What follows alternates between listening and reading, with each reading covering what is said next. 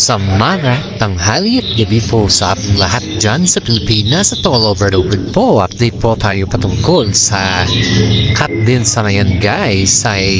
Ayon po dito sa ating legit na sources guys ay si Catherine po ay kabanding niya po yung kanyang pamilya sama yung mga iba pa mga fan po, kamag-anak. At ganun din po si Alden Richard kasi si Alden po ay out of the country siya ngayon.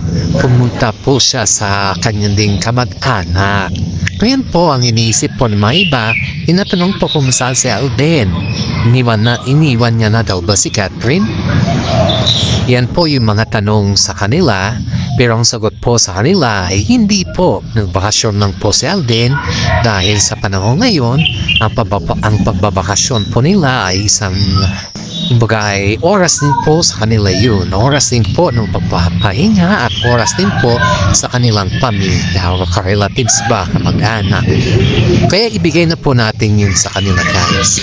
Ito guys, yun dito sa ating legit na sources bago daw pumunta si Alden sa Canada ay nagkita daw muna sila ni Catherine na kung saan po ay nagkaroon ng banding sa pamilya ni Catherine at at the same time, ganun din po sa pamilya ni Alden kasi po, nag-iisa lang yung kanilang katawan guys. Ang daming mga netizen po ang naaaliw sa kanila dahil kahit sagsag daw yung kanilang mga trabaho or yung kanilang mga sets ay halos andyan pa rin sila sa isa't isa na sumusuporta at yan po yung mga minahal ng netizen sa kanila.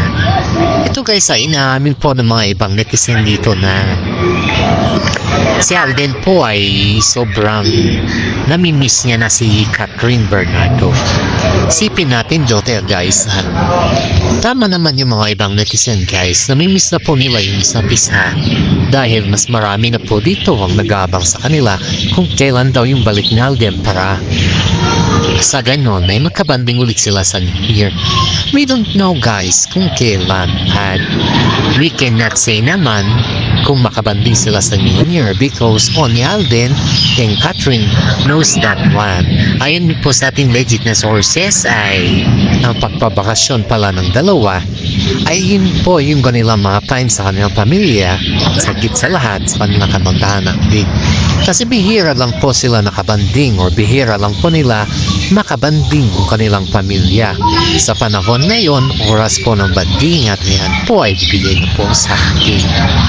Kaya nga po, nung bago daw mag-flight si Alden ay nandyan daw si Catherine at sobrang kilig na naman yung mga netizen sa kanila dahil sa konting ganyan na bagay ay napapapilit po nila ang kanilang mga fans. Kaya dito natin makikita kung anong suportado ang meron sa kanila at din po ay napahanga din ako bilang isang legit na fans nila at loyalista na fans ng Cat din ay napakinig din po ako ng grabe dahil nakita ko po sila sa mall habang sila po ay naglalakad guys ay kitang-kita natin dun kung gaano sila kakilig sa lahat ng bagay. Napapaisip po ako kung anong meron sa Cat din, bakit ganon yung kanilang chemistry? Anong meron sa kanila, bakit ganon sila kamahal ng mga ibang tao? Yan din po yung tanong ng isa sa atin na fans dito na kung saan po ay tinanong tayo patungkol kung anong meron sa kanila. At ang sagot natin po dyan guys ay mabait kasi sila at si Alden naman po ay marunong makisama sa mga kaibigan ni Catherine at ganun din po si Catherine. Kaya ang sagot natin sa lahat ng kanilang mga galawan guys ay napakabuti nilang tao. Sobrang buti nila guys, sobrang bait pa. At higit sa lahat, napagbigay pa po sila. Ito pa yung pinaka maganda dito guys bago pala umuwi si Alden ang nagbigay pala ng ayuda sa mga fans. Sa mga fans po dyan na hindi nakaka-receive ay may mga next pa po na ayuda ng Cat din. Kaya abang-abang tayo dito guys dahil pati ako po ay hindi po ako naka-receive ng ayuda na binibigay ng Cat din. Hanggang sa ngayon po ay nag-aabang din po ako at gusto ko pong gusto ko pong ibahagi sa inyo na tayo po ay mag-aabang dahil ang pag-aayuda ng dalawa ay isang blessing po yan sa atin sa bagong taon. Ito na naman yung updates natin guys patungkol sa pangayod ba. Narinig ito ng mga fans ni Daniel Padilla guys. Ang sabi ba naman ng fans ni Daniel Padilla patungkol dito ay parang politiko daw ang cut din dahil kung may balak daw sila mamonitiko magpayuda sila na mapayuda. Pero sa ngayon guys ay hindi naman kailangan na magpayuda sila na magpayuda dahil kung gusto sila ng mga netizen ay iyon po ay talagang nasa loob nila yun at hindi yun pag-aayuda. Yan po yung sagot naman hindi perang fans ng Katniel sa kanila.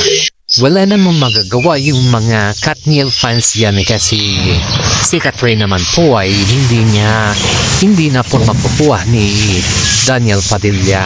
I can say that and I can prove that dahil sa galawan po ni Kathryn sa ngayon guys ay halos dinededman niya na po si Daniel Padilla. Kitang-kita naman natin sa lahat ng mga kanilang mga galawan, diba?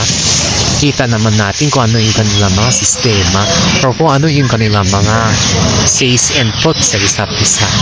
Kaya sa akin guys, sa akin lang hindi biro yung pinagdaanan ni Kathryn Bernardo nung simula nung na-break up sila ni Daniel Padilla. Hindi po yung biro kasi marami dito guys ang mga netizen ang humahanga kay Alden Richard kasi sa lahat ng kasagsagan na issues patungkol sa Kathryn or patungkol sa Daniel Padilla issues or Katniel ay nandyan pa rin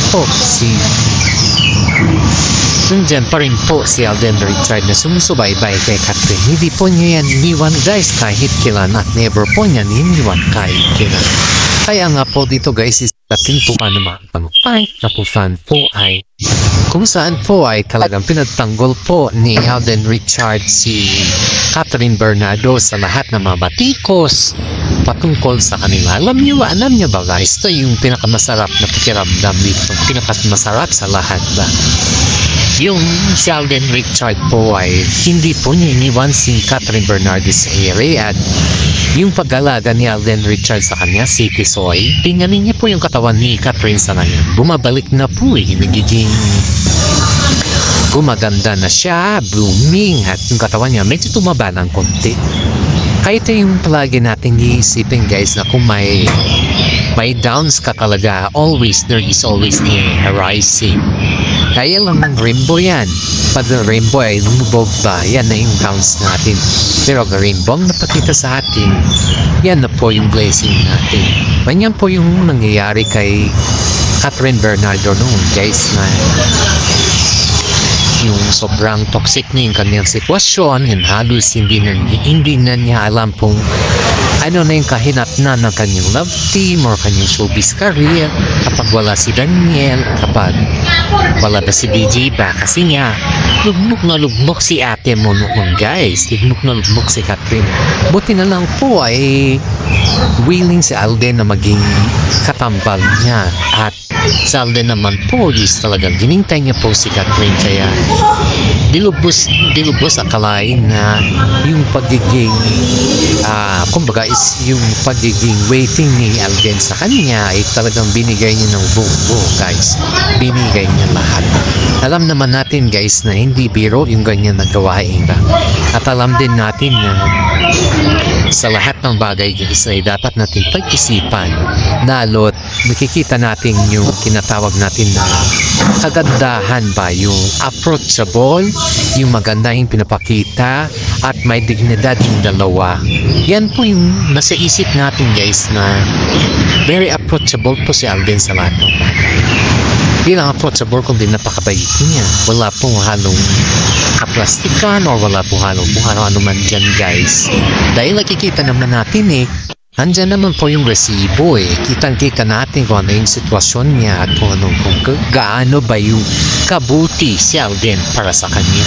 Guys, lahat tayo dito ay umaasa talaga kung ano yung mga kaganapan ba Pati ako guys, ako bilang isang content creator, ay umaasa po ako na maging maayos ang lahat. May road to forever kasi lahat ng yan po ay inaasahan natin sa kanila.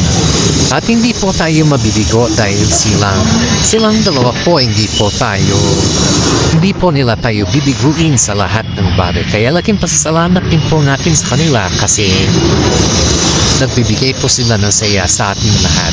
At hanggang dito naman po yung ating content guys. Alam kong nagigigil na kayo sa lahat. Maraming salamat at God bless po sa ating lahat.